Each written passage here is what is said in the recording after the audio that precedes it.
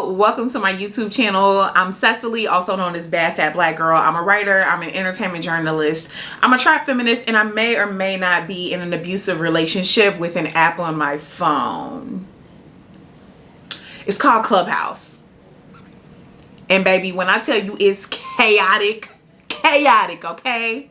So a lot of you have probably, especially if you're on Twitter and you're not on Clubhouse, you've probably heard people talk about it. You either see people talk about stuff happening on CH or on Clubhouse, and you may or may not understand kind of what it even is. So Clubhouse is a new social media app that just dropped at the end of 2020, and essentially it is dropping audio conversations that are happening in real time. When you first log on, you enter what they call a hallway, which is basically you see the rooms that are happening where the people that you follow are. And they have like different topics, or they are regular recurring programs. So there's something happening right now called the Ariana Foss Show. There's a room called Black Men's Attraction to Other Races, hashtag side man sit downs, whatever that means, mindset, motivation, and marketing. And literally I can tap into any of these rooms. Let's go into the marketing room. This is a shift. Now some people don't need an alter ego because it's quite a comfortable Boom. shift. But if it's such a big shift, people are talking, and then I just left the room just like that. If you are still kind of confused about the premise of it, think, for those of y'all who were like teenagers back in like the early aughts, the early 2000s, it's like the party line for grown people with jobs, if you will. I mean, it's literally this, it's just on an app now instead of having to call a number and get on there on the phone. You can hop into these different kind of chat rooms where people are actually talking with their voices, and you can literally talk about anything at any given time, and it's all happening live. So in some ways it feels like listening to a podcast, and you can like literally choose to hop into the conversation when you want, or in some ways it's a really intimate way to hear a panel or learn about a certain topic. There are so many innovative ways in which people are using the app, including recently, for example, they just did a complete audio presentation of like The Lion King, and they had like auditions for it, and they had like a whole setup, and there's like, you know, this whole kind of culture that's thriving around this app. But baby, it is a lot. I'm not gonna hold you, and I'm gonna talk about why I am in this crazy relationship with this app in a second. First, I want to make sure that you are subscribed to my channel. I talk shit here quite a bit. I think you'll love it here. Make sure you give this video a thumbs up and keep on watching. So I got on Clubhouse at the end of September or the end of October of last year. And one thing that you need to know about Clubhouse is that right now it's still invite only. So you can't just download the app and just start an account and automatically get on and jump into some of these conversations.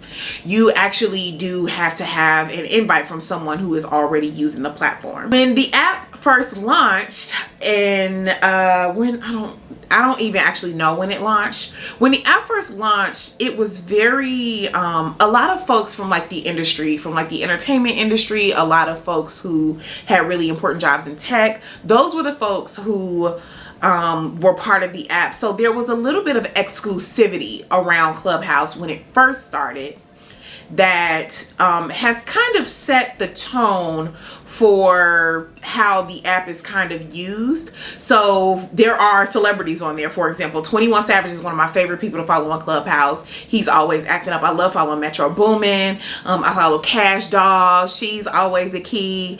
Even like playwrights like Jeremy O. Harris, or really big influencers. Meek Mill is always there arguing with folks.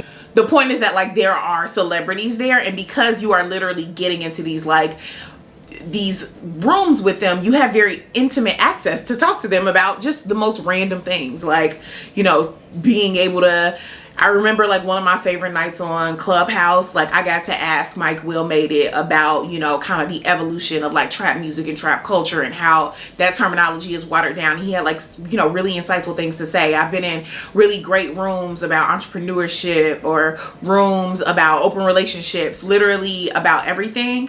But I do think that the exclusivity that was a part of what it meant to be on Clubhouse at the beginning created a lot of pressure for people to be Clubhouse influencers, and that became awkward as more and more folks joined at a very rapid pace, and they didn't take that time to like learn the culture of the app and learn the culture of the etiquette, if you will, right? So for example, when you start a room, there's a moderator, the person who starts the room, and then whoever else they choose, the moderators, and they set the tone of the room. So they get to choose who gets to come up on stage, which basically just means like whether or not you can speak in the room or whether or not you're just listening. And they get to choose whether or not you can, you know, raise your hand and come up on stage or not. And, you know, they kind of guide the conversation and set the tone. But once folks are up on the stage, you know, that's when they can speak, and that's when all the people that they follow can kind of see what they're talking about and go in and join the conversation. So your experience on Clubhouse is based a lot around who you follow on Clubhouse. And so, you know, when I first got on Clubhouse, there was like a lot of etiquette. You know, it's not weird to hop in and out of rooms, to go into a room and just leave without saying anything. That's not weird at all. That's to be expected. But I also think that, you know, I treat it as if it's actually like an event that I'll be going to in person. And so if I walk into an event late, I'm not gonna go into the room and then immediately raise my hand and start asking questions to the person that's speaking. No, I'm probably gonna like chill for a little while, maybe try to get the feel of the room, try to catch up, figure out what they've been talking about, and then maybe I'll go up on stage. But because you don't get acknowledged as like part of the room until you're on the stage to speak, it is a lot of folks kind of just, everybody wanted to be on stage and everybody wanted to, you know, because that's how you get followers, by being on stage and by saying certain things, and then people will follow you. And so that kind of made it a very weird environment just from jump. The other thing is that it is a lot of very rampant and unchecked sexism, misogyny, and especially misogynoir happening on Clubhouse. There are a lot of niggas with trash ass opinions who are loud and wrong about their trash ass opinions, who start these very inflammatory rooms where they are ableist and misogynist and problematic as fuck. And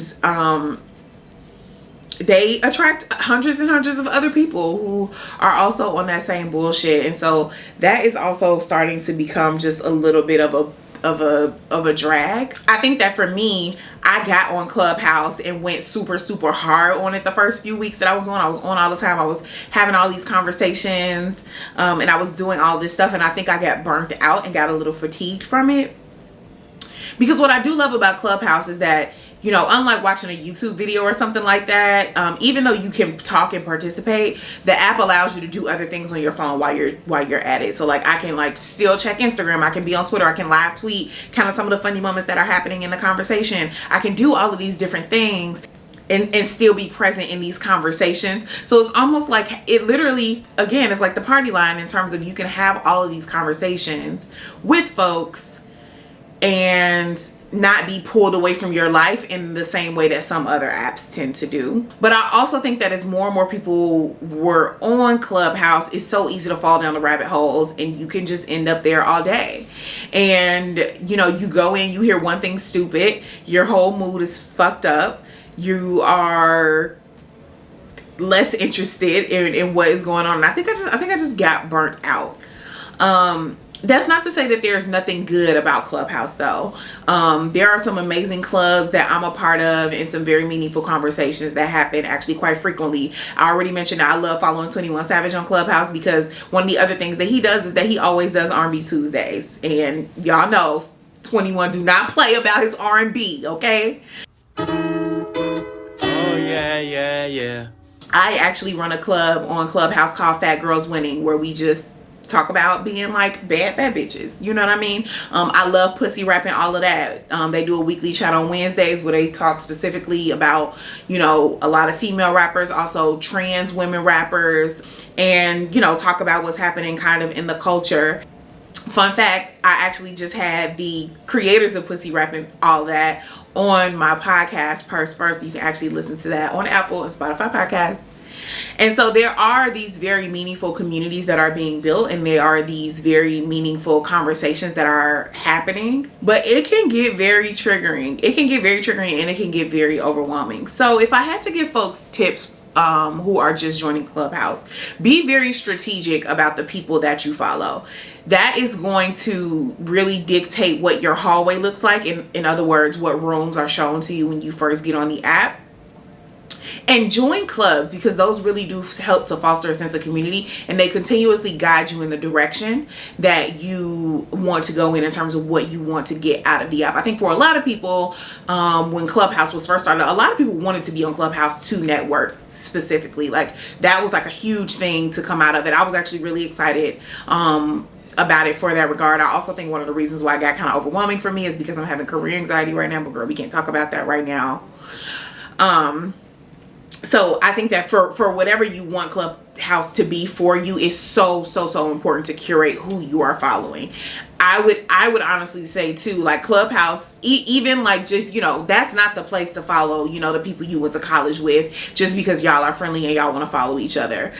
As compelled as you may feel to kind of try to rack up a lot of followers on Clubhouse, that is so much less important than actually like being a part of dope communities. And then if you want to foster your own communities based around interests that you don't see represented on Clubhouse, then create your own community. You can start a club. Again, I started a club. A lot of people start clubs based on different interest areas that they are good at, and I would suggest pouring your energy into building the following on that.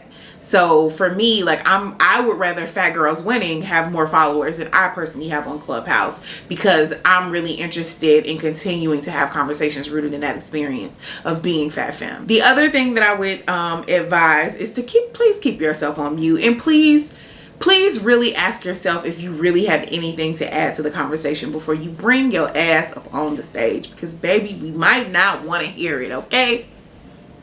And that's all I had to say. I know this is a really short video. I just wanted to get that off my chest because I just be feeling so overwhelmed on Clubhouse sometimes. Let me see what they doing right now.